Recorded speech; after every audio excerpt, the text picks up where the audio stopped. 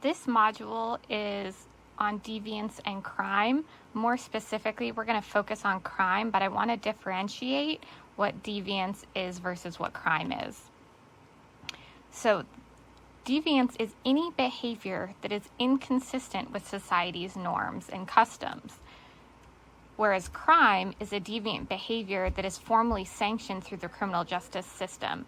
So if you remember when we talked about culture, we talked about the fact that not all norms are created equal.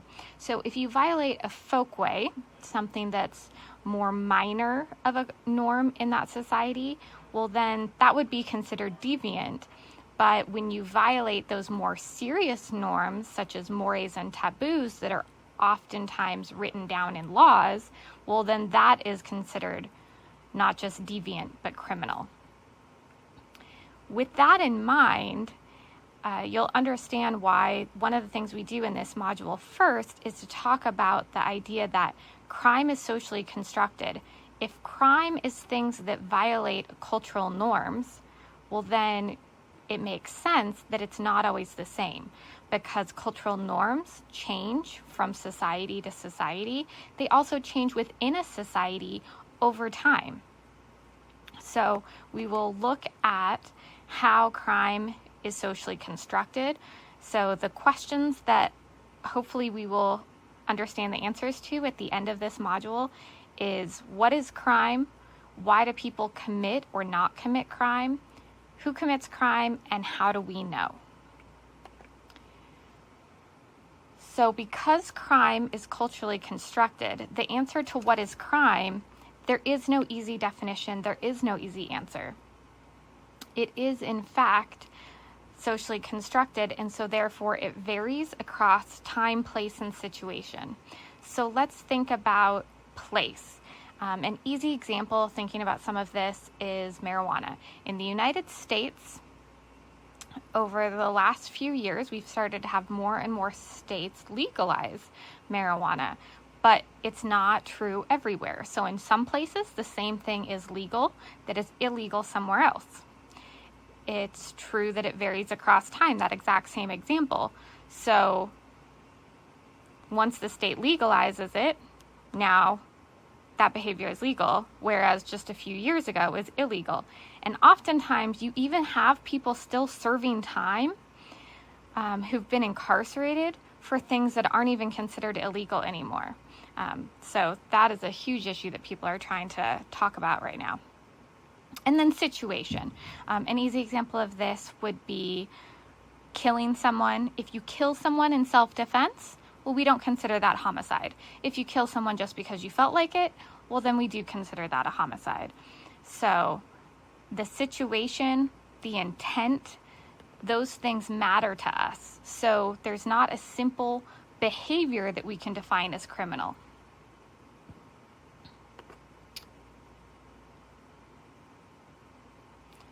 A couple of other examples for you. Some things that you might say, well, of course, this is always illegal or always has been illegal. So I'll give you a couple of examples of things that are taboo in our culture, and yet in the past were not only legal, were encouraged. So human sacrifice, infanticide, we think of that as one of the worst atrocities someone can commit in our culture, but in the past there have been cultures where that was normal. They were committing human sacrifice to appease the gods so that they could have a good, rain season and those sorts of things. Obviously a long time ago, but those were things that were practiced because it was part of their cultural norms. Incest, again, that is something that is taboo in our society, and yet in the past it was encouraged. They were trying to maintain royal bloodlines.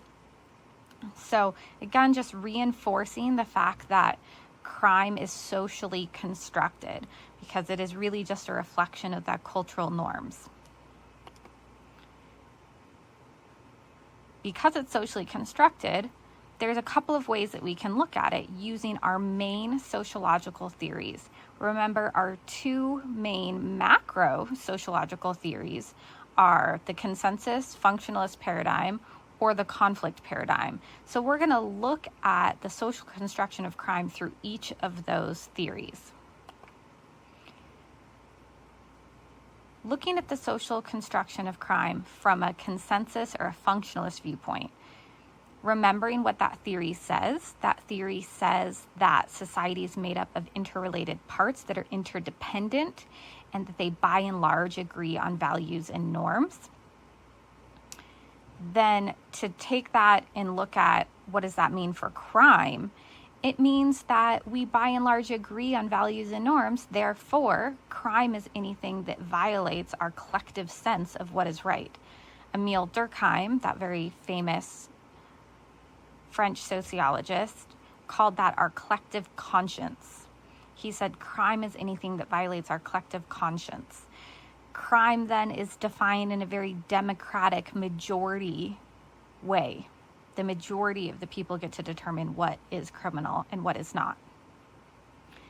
So I want you to think about, well, how else could we see that? If we want to look at crime and the criminal justice system from a consensus or a functionalist perspective, what other things can we see where we can go, yeah, that supports this?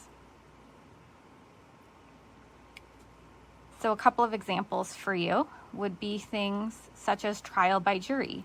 Because what's criminal is subjective, for most serious crimes, we say that defendants have the right to have a trial with a jury.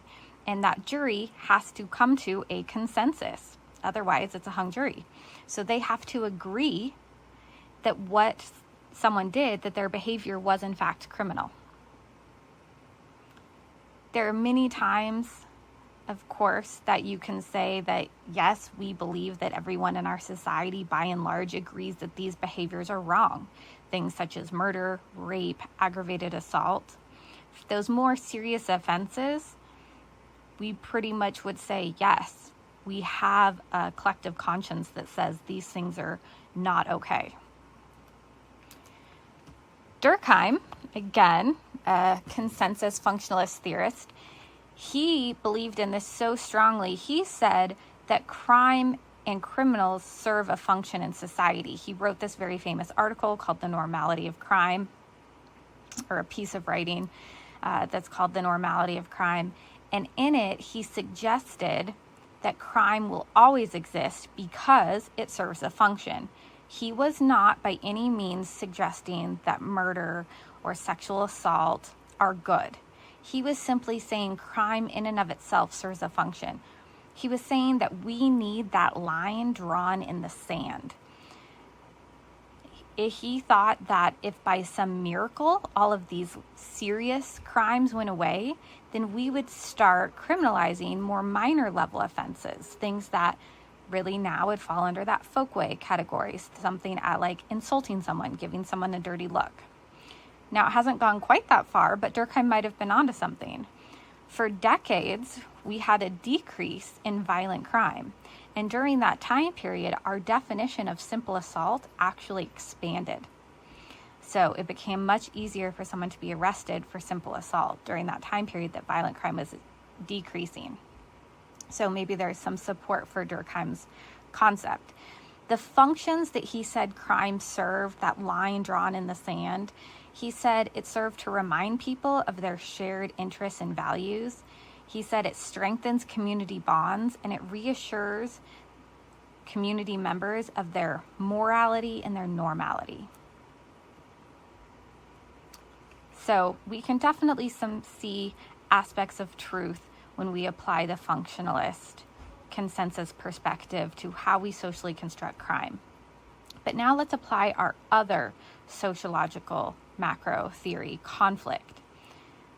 Conflict theory says society exists in subgroups who don't necessarily agree on values and norms and that are in competition for scarce resources. So a conflict theorist would say it's not a democratic way that crime is determined. It's determined by people in power. Lawmakers are the power elite, and they make laws that benefit their group and continue to disenfranchise those with less power. So what examples can you think of where the conflict perspective is demonstrated in how we define what is criminal or the criminal justice system?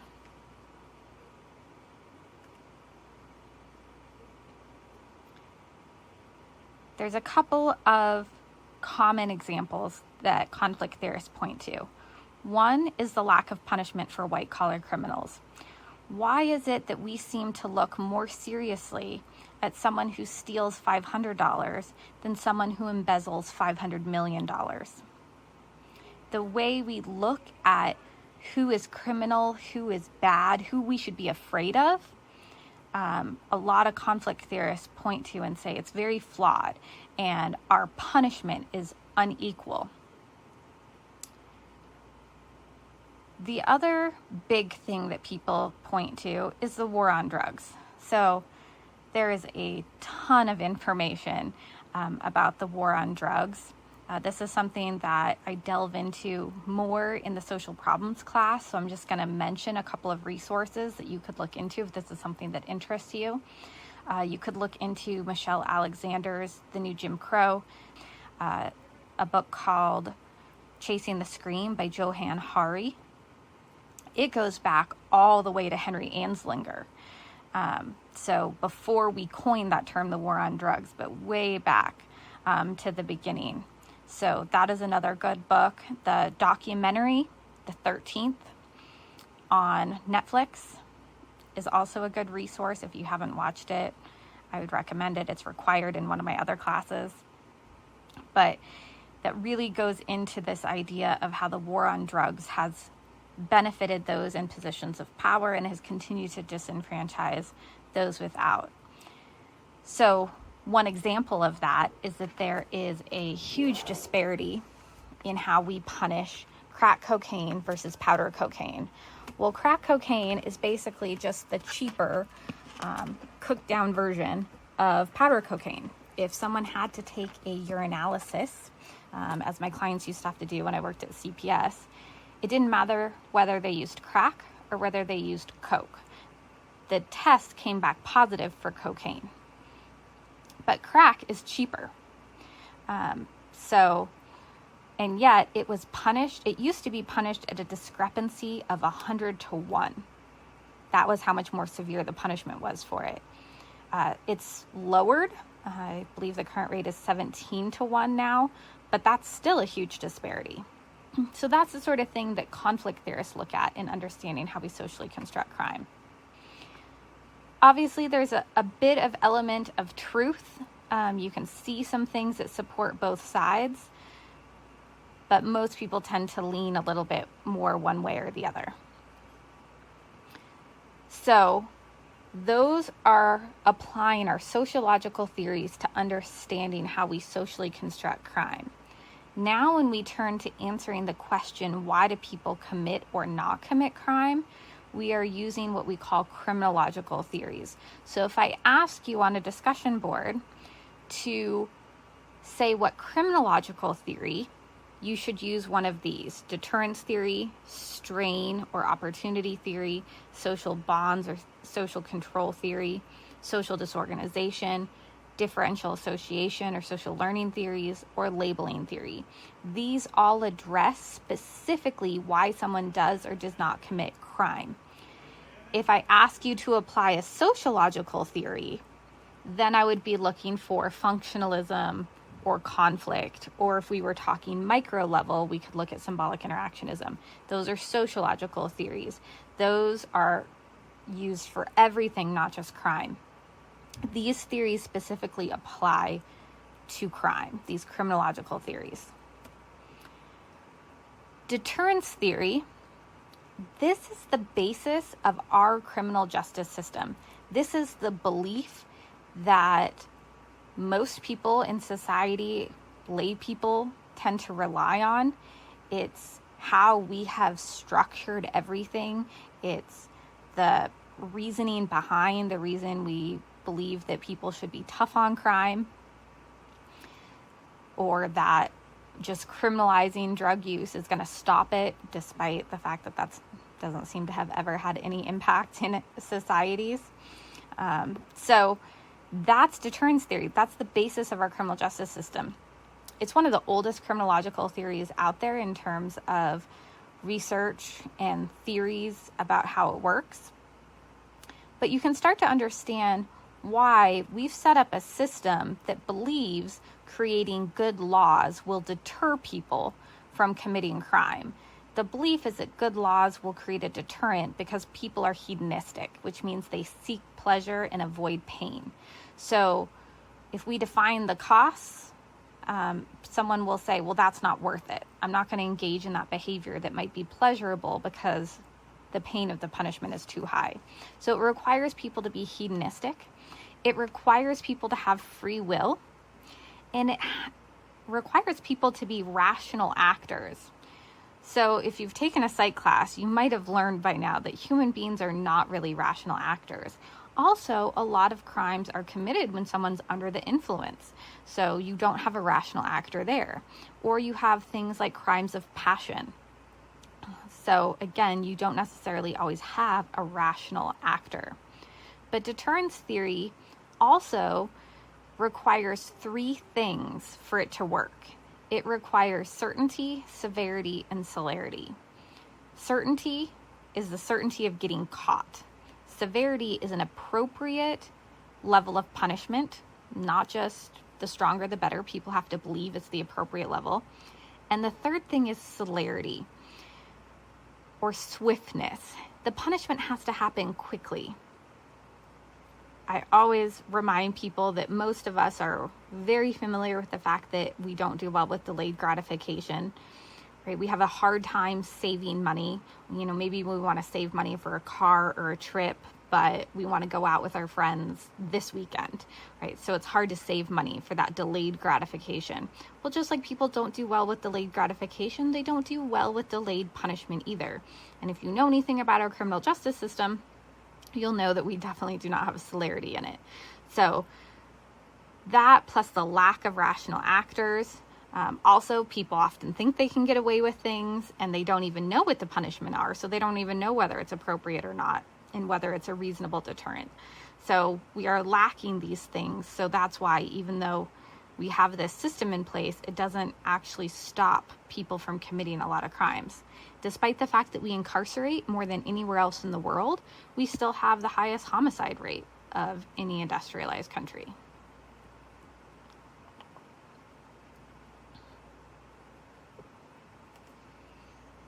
Moving on to a theory that has stronger empirical evidence, let's talk about strain theory. Strain theory was inspired by Durkheim's concept of the collective conscious. And he said when people didn't know what that collective conscious was, they didn't know what the correct norms were, that created this idea of anomie, where people didn't know how to behave and they weren't sure what to do in certain situations. So Merton really wanted to think about, okay, well, what else causes anomie? So in 1938, he wrote this very famous piece called Social Structure and Anomie, where he said what really causes strain and where people have to make decisions about what to do and they will adapt in different ways is when there is a discrepancy between aspirations, goals, measures of success in a society, and realistic expectations of being able to achieve them, or legitimate, legal ways of achieving those goals. So he said when this happens, people will adapt, they will cope in different ways. One of the strategies that they will use to adapt is something called innovation. That's what he called it. So if people don't see a legal, legitimate way to meet their goals, they will innovate. They will turn to illegitimate means to gain success. To put this very simply, it's when someone is living in poverty and they don't see that they have access to a good job or good education, so they start selling drugs to make money. Or they are starving, so they steal food. Okay, that's strain theory in a nutshell. Opportunity theory is very similar, but is also kind of the opposite. So Cloward and Olin are these criminological theorists who built on Merton's idea, which Merton's idea suggests if some people experience strain because they don't have access to legitimate opportunities, that is built on the notion that not everyone has equal access to legitimate opportunities. Cloward and Olin said The flip is also true. They said that illegitimate opportunities are also not evenly distributed. So some people are not committing criminal acts, not because they choose not to, but because they haven't had the opportunity to do so. So they say crime is most likely to happen when the opportunity to do so exists. They said we have to have a couple different types of opportunities: the opportunity to perform a behavior and the opportunity to learn how to perform a behavior correctly. So to understand these performance and learning structures a little bit better, learning structure, knowing how to do something. There's a movie that's pretty dated now, but some of you might still remember it, called Ocean's 11 with Brad Pitt and George Clooney, where they commit this huge heist on the Bellagio. Well, they recruited different people to fulfill different jobs to commit this huge heist on the Bellagio. So they needed people that had a skill set. So if you don't know how to do certain things, such as crack a safe, which most of you probably don't know how to do, well, then you're not going to be invited to join this crime group.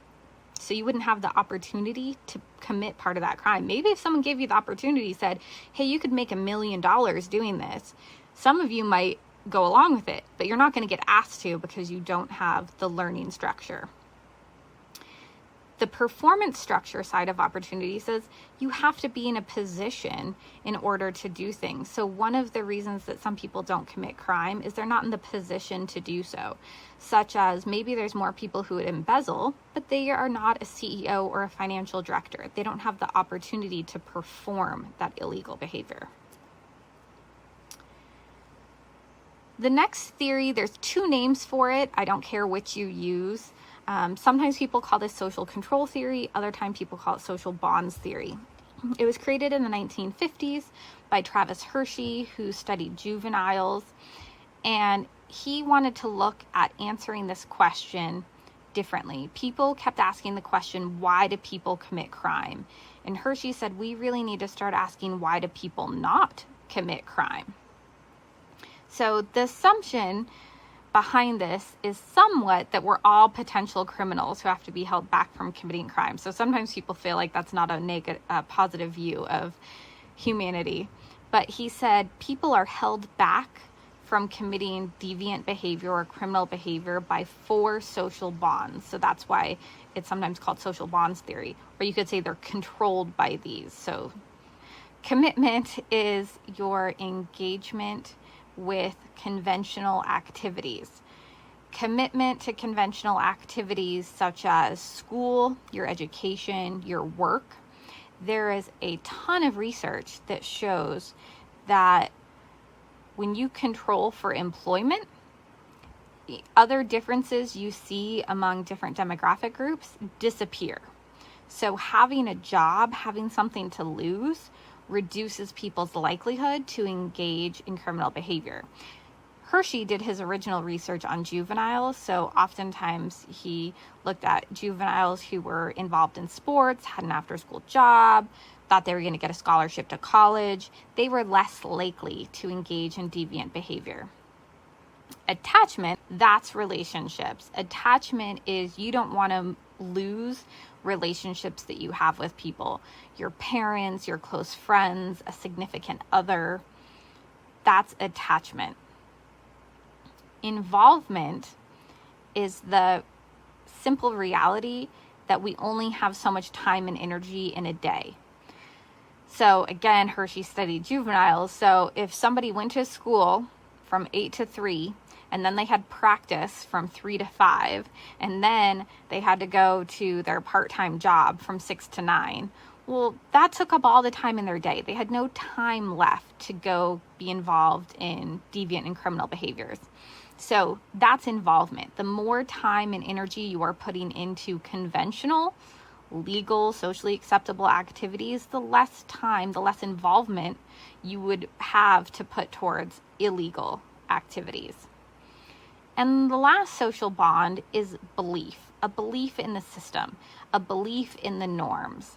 So for instance, if somebody lives in a state where it's not legal to smoke pot, they might go ahead and do it because they think the law is stupid, right? So that is an idea that, but on the other hand, there's plenty of laws that that same person probably abides by. They believe that you shouldn't hurt someone, so they don't hurt people. So that's beliefs. Beliefs will hold people back. Their moral commitment to the norms. So while Hershey did his original research with juveniles, we have empirical evidence that supports this among adults. I mentioned that earlier. Employment is a huge one. There is also pretty famous research that was done around mandatory arrest and domestic violence. There was an original study that was done in Milwaukee where they found that mandatory arrest reduced recidivism, that means repeat offenses, when they employed mandatory arrest. But as it turns out, subsequent research found that it only reduced recidivism, mandatory arrest only reduced recidivism for individuals who are employed and married. So they have the social bond of commitment and attachment.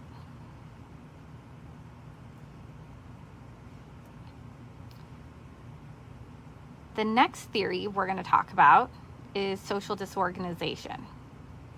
Social disorganization is a really key criminological theory because it moves the focus from people to places. So this theory was created in 1942 by Sean McKay, and based on how it's been used, it's kind of ebbed and flowed in terms of popularity in criminology. But there is research that supports the fact that you tend to have these neighborhoods, these places, and it doesn't matter who lives there. It could be a completely new population turnover living there, and they still have high crime rates. So they looked at things like how often people move, right? The level of transience or the level of home ownership in a neighborhood. They looked at things like income, poverty, the number of people that were employed, right? So all of those things played into the neighborhood level. So instead of just saying, well, why does this person commit crime? It's like, why is there so much crime happening here? Maybe we need to address these neighborhood level effects in order to reduce crime.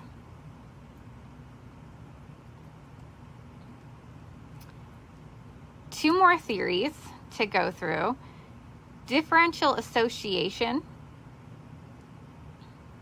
and social learning theories we are going to cover last, but that is the last theory that we have that helps address primary deviance. We're going to talk about labeling theory next. However, I want to very clearly caveat that labeling theory is not just stereotyping. Stereotyping, in fact, would apply to strain theory. If you say that people are stereotyped, or if you're talking about institutionalized systemic racism, sexism, ableism, those sorts of things that deny opportunities to people, well, what happens when you deny opportunities? That creates strain. Labeling theory, on the other hand, doesn't explain primary deviance.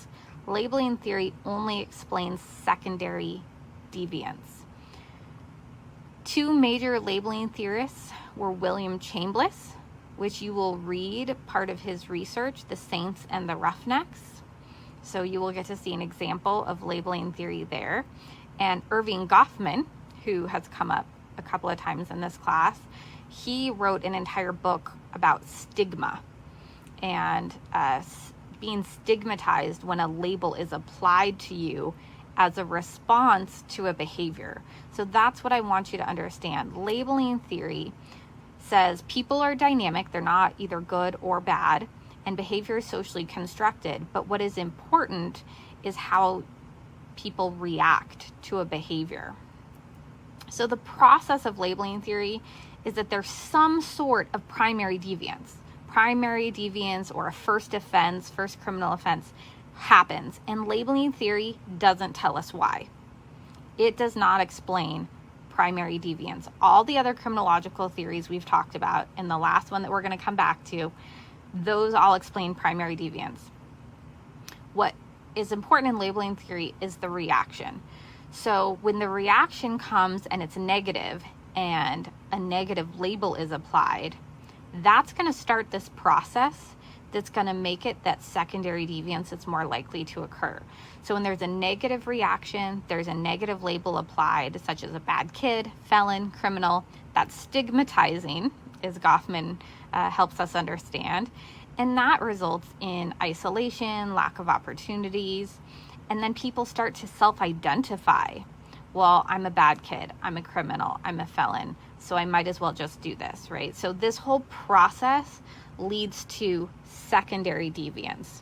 This whole process leads to recidivism. So that is the strength of labeling theory. It really shows us how powerful labels are, and the power of labels is true in other instances as well. But in terms of criminology, understanding why someone does or does not commit crime, labeling theory answers no answer to why someone does a primary deviant act, why they first did that crime. What it helps us understand is why they would continue. It has had a lasting impact on our criminal justice system, because understanding how having a label applied increases the likelihood of recidivism.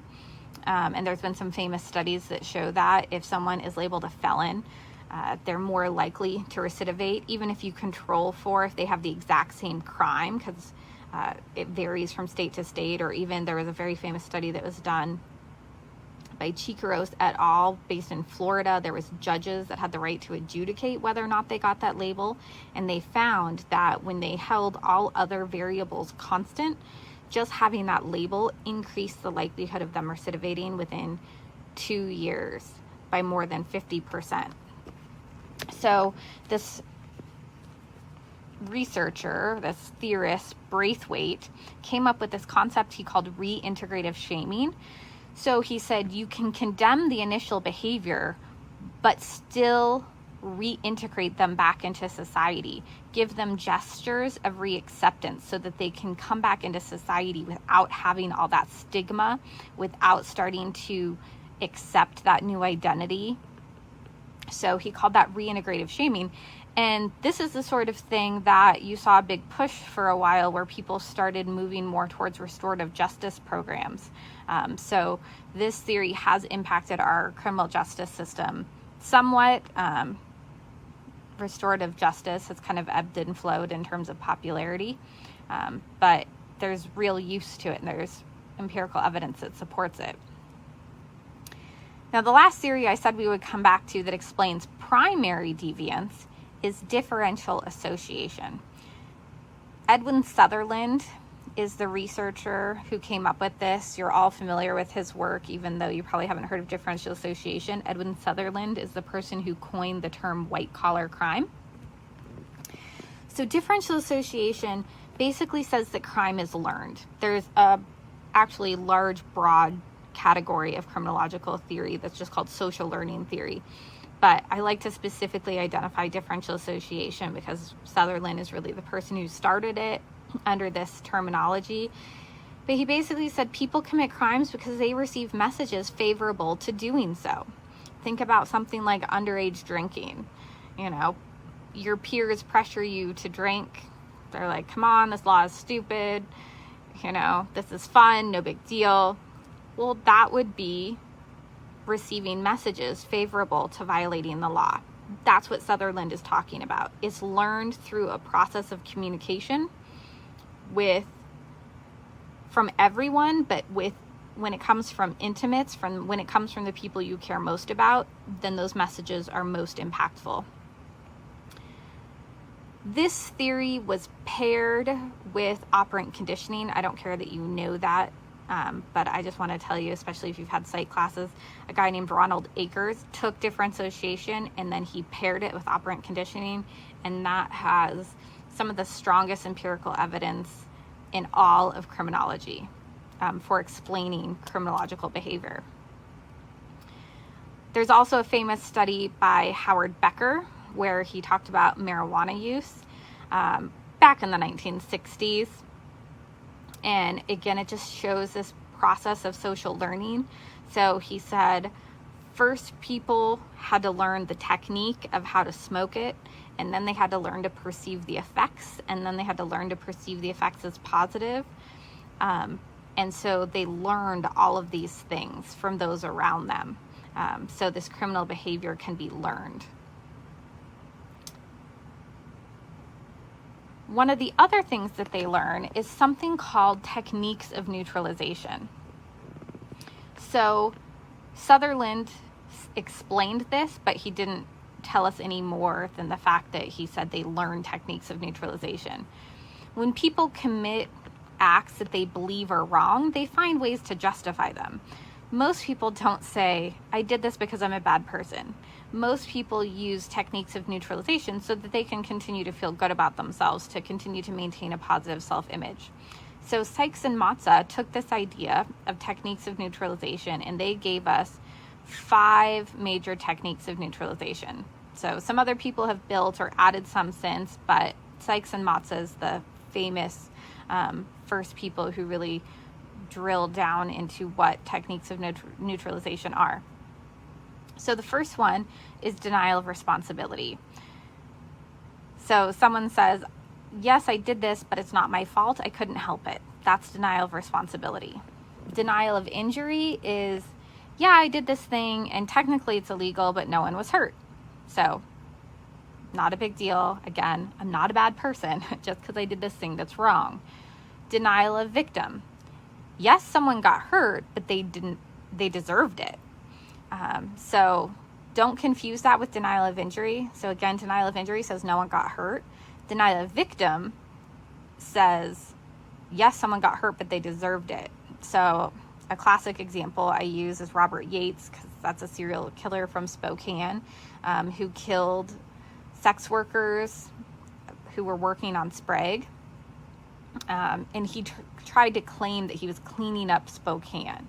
So yeah, he's like, yes, I committed murder, but he believed that the victims were a plague on society. Whether he truly believed that or not, or he was just trying to justify his behaviors, but that would be an example of denial of victim.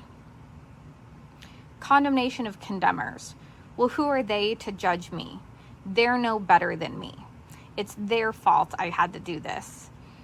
There's some good examples of this in the article about plagiarism, cheating, condemnation of contemners.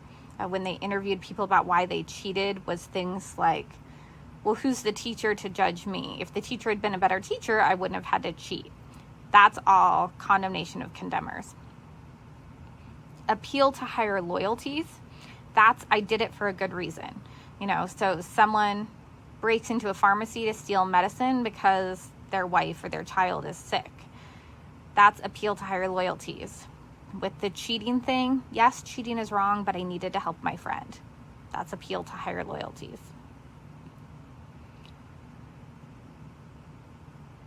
So those are our major criminological theories. Techniques of neutralization is kind of a subset under social learning theories. It's something that we learn. Now we're going to turn to looking at the question of who commits crime. And we're going to look at 3 what we call correlates, or these would be your independent variables of crime.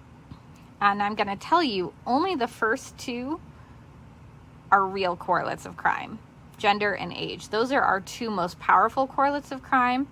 Many people believe that race and ethnicity is a correlate of crime, but it's kind of a fake correlate, for lack of a better word, and I'll explain that more when we get there.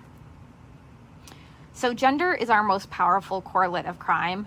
We know that males offend at a higher rate than women. We know that women are most likely to be involved in more minor types of offenses. Males are more likely to be involved in serious violent crime and more lucrative property crime.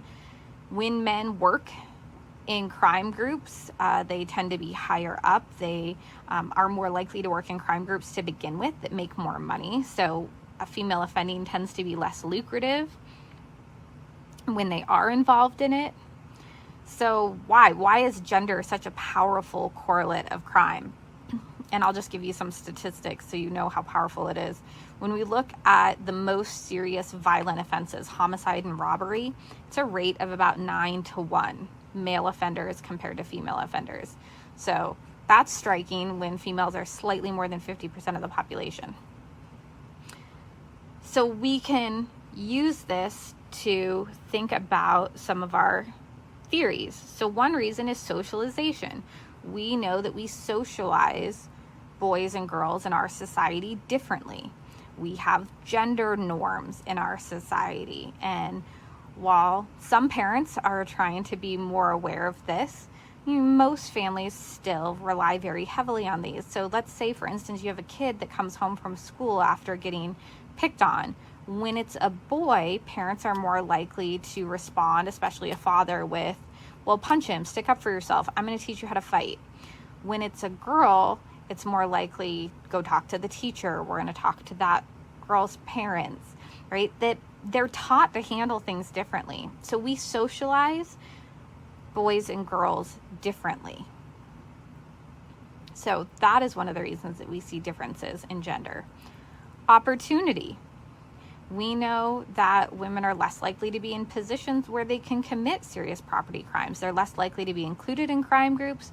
They're less likely to be a major CEO or financial manager of a business. So they simply have fewer opportunities to do so. So I really like this example, so I oftentimes use it.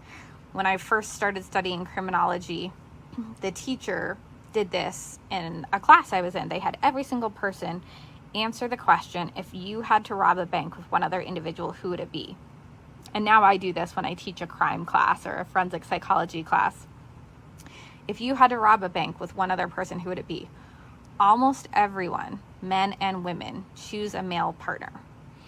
So there's research that shows this, that most people choose men to work with. So that's why we don't see as many women offending in crime groups or even co-offending with one other person.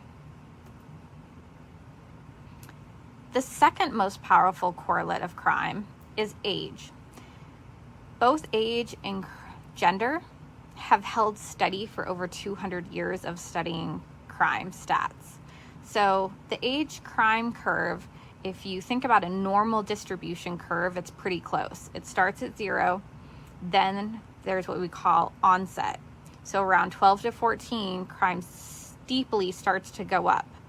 Then at the peak of the curve, at the first half, we see a peak for minor property crimes with 14 to 17-year-olds. And then the second half of the peak, right, we're thinking in kind of a smooth curve at the top, is 18 to 25. That's when violent crime and more serious property crime peaks. And then after the age of about 25, most people age out of crime. You never get back down to 0. There's going to be a little bit of space at the bottom of that curve where it never goes back down. There's some people that we would consider career criminals, but most people age out of crime, or what we call desist, a process of desistance. So the older someone is, the lower risk they are of committing crime. So there's slightly different trajectories for different crimes. The more lucrative has a flatter curve and drops off more slowly. Property crime, which peaks earlier, and crimes against people peak slightly later. But by and large, there's this general age crime curve. Remember when we talked about types of relationships, this is a curvilinear relationship. Now let's talk about race and crime. This is one that is really misused, and I've been seeing it a lot as, talking about systemic racism and the issues and the disparities in our criminal justice system has been getting a lot more attention, as it needs to be, but people don't really understand what's going on. So definitely there is inequality and racism that we will come back to in the next section. But in terms of looking at race and crime, What's really important is to understand how we collect crime. And so I have some information about that last question. I said, it's important to know how we know. So one of the things we do is we look at arrest data. Well, when people throw around arrest data and they say, people of color are more likely to be arrested, one of the things is sometimes people say, well, maybe that's indicative of different behavior. No, there's a number of things that go into that. So arrest data are, first of all, crimes that are known to the police. There's many influences of this, right? So the number one reason for police to come in contact with someone is what we call a citizen-initiated contact. Most police interact with people after someone has called the cops, someone has called 911, and people are more likely to call the police on people of color, Black, Indigenous, people of color. So you have more police contacts being initiated by citizens. So we need to look at that. They are also more likely to patrol areas where you have more people of color because of systemic structural racism, where you have more people of color living in poverty in areas, as we understand from social disorganization, that has higher rates of crime. It doesn't matter who lives there. We also know that they're simply more likely to be arrested, even when the behavior is the same. So there's a ton of data that shows us that whites are more likely to use drugs and sell drugs. We know that from self-report data. We know that from things like hospital overdosing. And yet, we see this huge disparity in arrest. So it's not differential behavior, it's all these other factors that play a role. So again, a number of resources for you. 13th, which I mentioned earlier, is that documentary on Netflix. And the books, The New Jim Crow by Michelle Alexander and Chasing the Scream by Johann Hari, really talk about that. Violent crime rates. Again, any differences that you see in arrests can be accounted for when we control for things like employment and neighborhood difference. In other words, social disorganization and social bonds. So it's not a relationship. You could say if you see something that you think is a correlation, we would call that, thinking back to understanding research, a spurious relationship, when there is a third other variable that is influencing the two variables that you're looking at. It's really important that we don't turn to poor resources to understand the pervasiveness of crime. The media is a horrible resource. They have this motto, if it bleeds, it leads. They focus on unique crimes. They don't cover a lot of crimes that occur on college campuses in terms of things like sexual assault. They are more likely to cover sexual assault if it's what people used to call stranger rape, right? So we've since realized that we don't put qualifiers on sexual assault, but most sexual assault occurs by someone you know, not a stranger. But what's the news going to talk about? They're going to talk about those lower percentage of cases. They use crime oftentimes as filler. So many times while crime was actually going down, they just simply had nothing else to talk about. So they started talking about, oh, yep, here's, this is how often property crime is happening in this area, or violent crime, or whatever else it was. And yet the data was showing that crime had been on the decrease. So property crime has been decreasing for decades. Violent crime went down steadily from about 1994 to 2015. It had gone up for a little while at the end of the 80s, early 90s, but before that it had also been decreasing. So oftentimes when crime was being talked about, people thought that things were bad when in fact they were getting better. So as criminologists, we rely on what we call both official data and unofficial data. And so it's important to understand the difference. Unofficial data simply means it was not collected by law enforcement. It doesn't mean it's bad, it's different. And in fact, it helps us better understand official data, how much crime gets missed in official data. Official data simply means it's collected by law enforcement. Going way back to 1929 and the early 30s, people use something called UCR. So it's a very old system. So that is being phased out, but that was based on arrests that were made. So that's the UCR. What is the new system that started being used in the 1990s and is going to fully replace, the plan is for UCR to be retired, is a system called NIBRS, which stands for National Incident-Based Reporting System. So NIBRS collects data on incidents, so all crimes that are reported to law enforcement, whether or not an arrest is made. So it collects more data. It can, for each incident it puts in, it can list up to 10 offenses, so it gives you a lot more information about what happened. The old system had something that was a hierarchy rule where it was only the most serious offense that got reported. It also gives us the ability to look at a lot more contextual data, like drug usage, victim-offender relationship. It allows us to look at co-offenders together. So it's just a lot more data, but it's taken a long time for this to happen, about 30 years, for this to fully replace, because it's a lot of work. The transition is a lot of work, but also just think about, for law enforcement to have to report all of that data is a lot of work.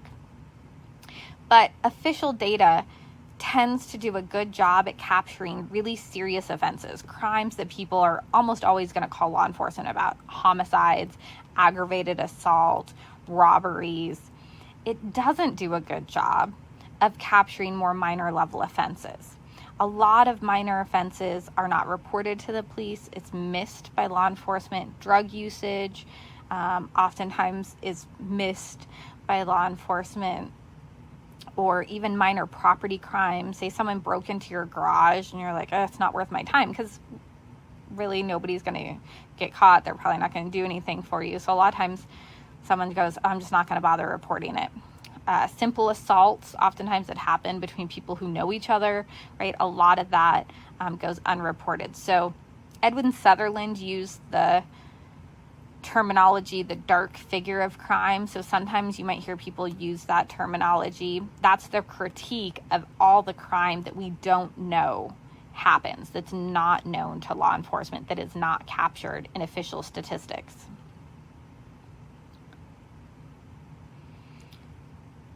The two other things that is oftentimes used is what is known as NCVS, the National Crime Victimization Survey.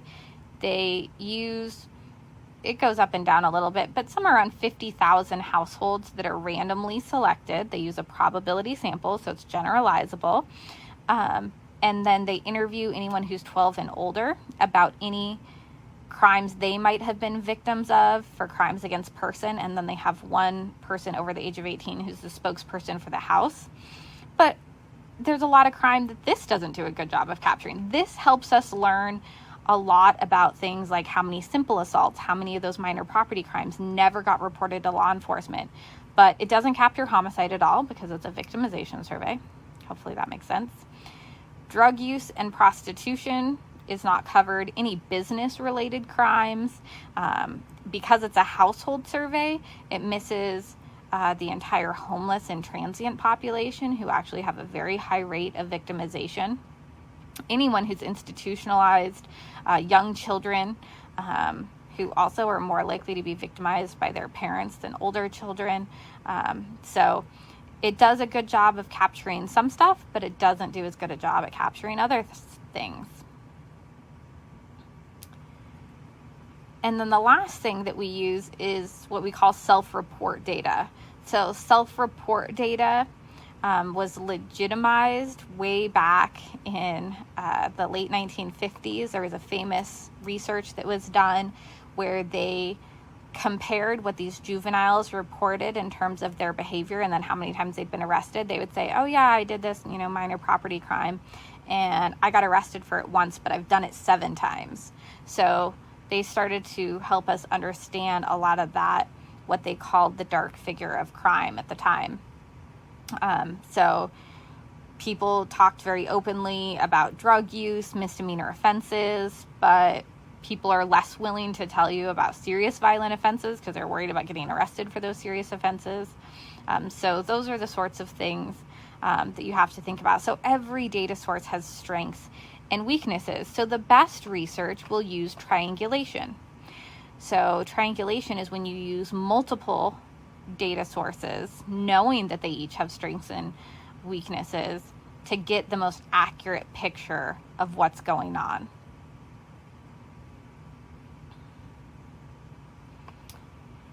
And then lastly, I just want to mention, we don't really have time to get into it. And again, this is some of the stuff that we will talk more about if you go on in sociology or if you took a criminology class.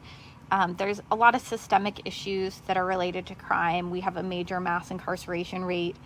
In our country, we incarcerate more than anywhere else. We have major, as was alluded to earlier, racial inequities. And then lastly, something that a lot of people don't know is there's a simple lack of effectiveness. There's a ton of research that shows things like incarcerating people actually does the opposite of lowering the likelihood of the fact that they will reoffend. Even when you control for seriousness of offense, the more time someone spends incarcerated, actually the more likely they are to commit future offenses, to recidivate. We see that even for community corrections, which, community supervision is considered to be preferable, but there's also research that shows if you put them on too high a level of supervision, that actually, when someone is low risk, that actually increases their likelihood of them reoffending. Now, if someone is high risk, a high level of supervision does good for reducing recidivism. But if someone is low risk and you over supervise them, it actually causes the exact opposite. So there's a lot of issues with the way our current system works. So I just want to kind of throw that out there so that you can kind of start thinking about that